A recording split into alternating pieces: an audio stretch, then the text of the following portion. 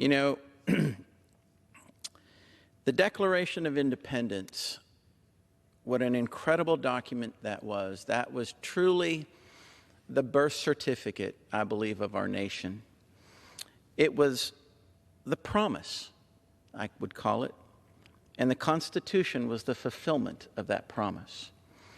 And in the Declaration of Independence, it says, and you've heard this mentioned tonight, but I want to echo it, that we hold these truths to be self-evident, that all men are created equal, and that they are endowed by their Creator with certain unalienable rights, and among those are life, liberty, and the pursuit of happiness.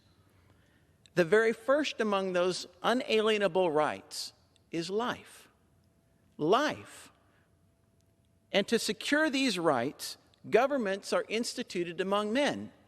So who is responsible for securing that right of life? Well, that's the government. And they derive their just powers from the consent of the governed. That's us. That's the American people. That's who consents to the government.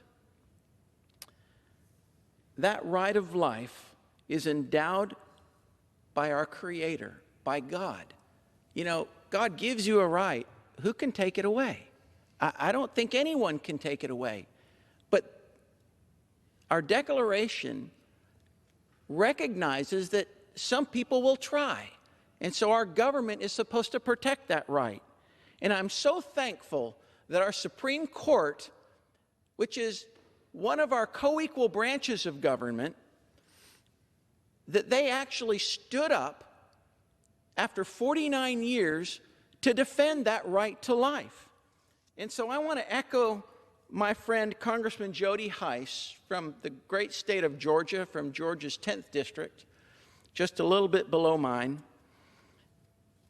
I want to echo his sentiments in thanking the justices that stood for life. Justice Samuel Alito, who actually had to be moved from his residence because of the threats. Justice Clarence Thomas, Neil Gorsuch, Brett Kavanaugh, and Amy Coney Barrett. You know, I think we as a nation should be telling these justices, thank you, and thank you. How many millions more lives will be saved because of this decision that, though it's not final, we believe will be final, will come out in a month. We need to encourage them for standing up and defending life. I think that's so very important because what we have seen so far has been absolutely despicable when it comes from the radical left and their threats to the Supreme Court. You know, there's a reason that the Supreme Court justices are confirmed for a life on the bench, and that's so they're not intimidated.